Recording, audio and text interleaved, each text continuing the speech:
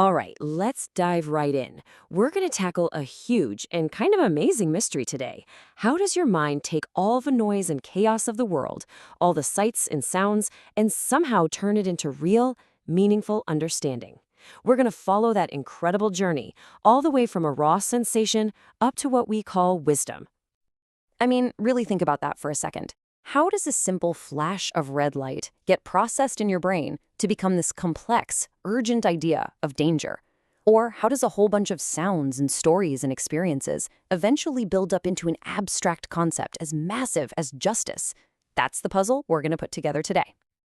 So here's our roadmap. We're going to start with what you can think of as the mind's ladder of abstraction. Then we'll meet the two guides that help us climb it, these two forces called symbols and signs.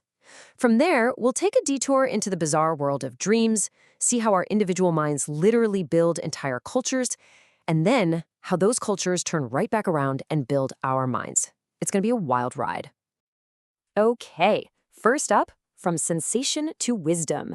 Let's talk about this ladder of abstraction. The key idea here is that our minds don't just see reality in one big flash. Nope, they process it in distinct, ascending layers, one step at a time. It all kicks off at the very bottom with sensation. This is just the raw, unfiltered data hitting your senses. Brightness, noise, pressure, that kind of thing. Then, your mind works its magic and organizes that chaos into perception. This is where you start to recognize stable forms, like, oh, that's a face, or hey, I know that melody. From there, we climb up to the conceptual level.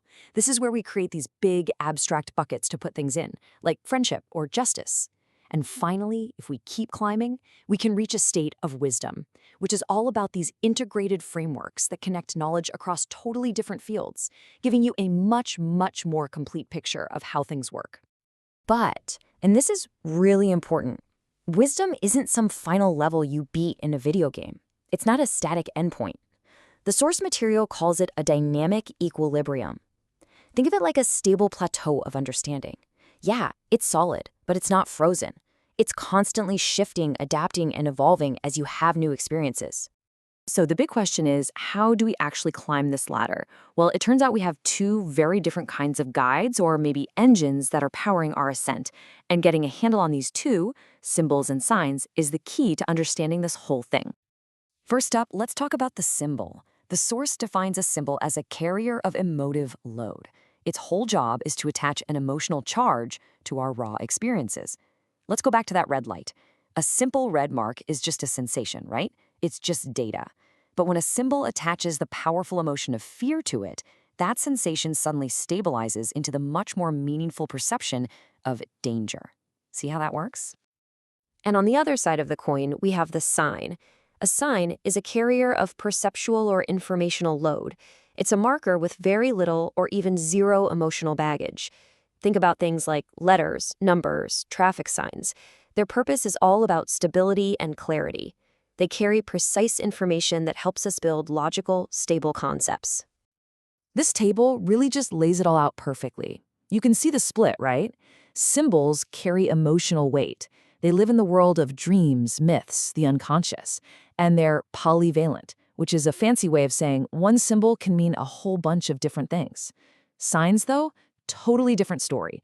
They carry information in our waking, logical world. They're univalent, one sign, one clear meaning. And here's the most crucial part. Symbols are the bridge from our raw sensations to our deep memories, while signs are the bridge from our organized perceptions to our stable concepts. Here's maybe an even better way to think about it. Symbols keep energy spiraling. They're all about sustaining feeling, richness, ambiguity, which is why they're so essential for things like art and myth. Signs, on the other hand, they lock that energy down.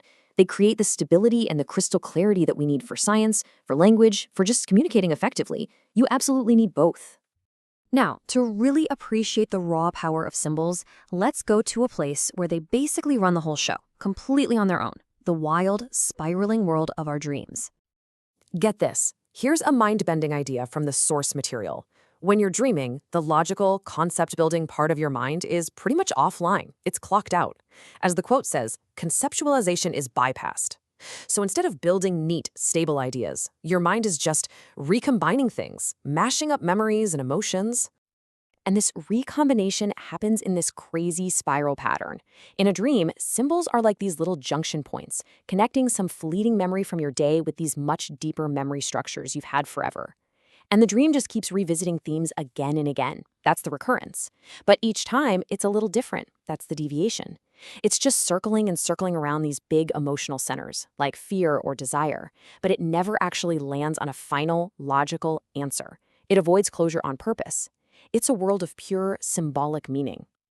Okay, so all these powerful processes are happening inside each of our individual skulls. But what happens when you scale that up to millions or even billions of people?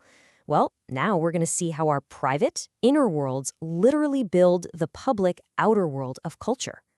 This is what the source calls the forward direction. Think of it this way. All the insights, the patterns, the bits of wisdom that each of us figures out over our lifetime, they don't just stay locked inside our heads. They get projected outward. They're shared, they're copied, and they start to accumulate into these massive, shared cultural patterns. And this process gives rise to the absolute cornerstones of all human societies. When you aggregate all that individual wisdom, it starts to crystallize. It becomes our shared myths and archetypes, our rituals and traditions, our greatest works of art and our epic stories, even our most stable institutions, like our legal and ethical systems. In a very real way, culture is just the collective mind made visible. But, and this is so cool, it is not a one-way street. Let's flip it around and look at the reverse direction of this incredible feedback loop, how the culture we're all born into turns around and actually builds our individual minds from the ground up. You know, we don't learn our culture by reading a textbook, right? Especially not when we're kids. We just absorb it through our senses. Through being exposed over and over again to certain sights, sounds, stories, and rituals, we internalize the symbols and the emotional patterns of our society long before we could ever explain them as concepts.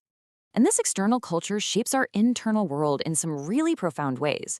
Suddenly, cultural archetypes like the hero or the trickster or the wise old man start showing up in your personal dreams. Your whole style of thinking can be shaped by whether your culture emphasizes, say, scientific logic or philosophical reflection. In essence, culture provides the basic scaffolding that you then use to build your own personal perception of reality. But there is a huge warning label here. This feedback loop can also go terribly wrong. It can create something the source calls false attractors. This is what happens when a whole group's perception stabilizes around something that just isn't true, an illusion. Think of a deeply held superstition or a piece of propaganda that goes viral. These ideas stick around not because they're accurate, but because they carry a powerful emotional load and are constantly being reinforced by the group. So let's bring our two guides, symbols and signs, back one last time to tie it all together. For a healthy culture to really work, to thrive, it needs both. It needs the emotional, ambiguous, and rich nature of symbols. That's where you get cultural depth, art, meaning. But it also needs the clear, stable, and precise nature of signs. That's where you get stability, clear communication, and scientific progress. And that leaves us with one final big question to chew on. Our modern world is more and more built on the stable, powerful logic of signs. Data, code, clear as day communication. But in our race for clarity and progress, have we started to forget the spiraling, ambiguous, and deeply emotional language of symbols? And if we have, what are we losing in the process? Something to think about. Thanks for tuning in.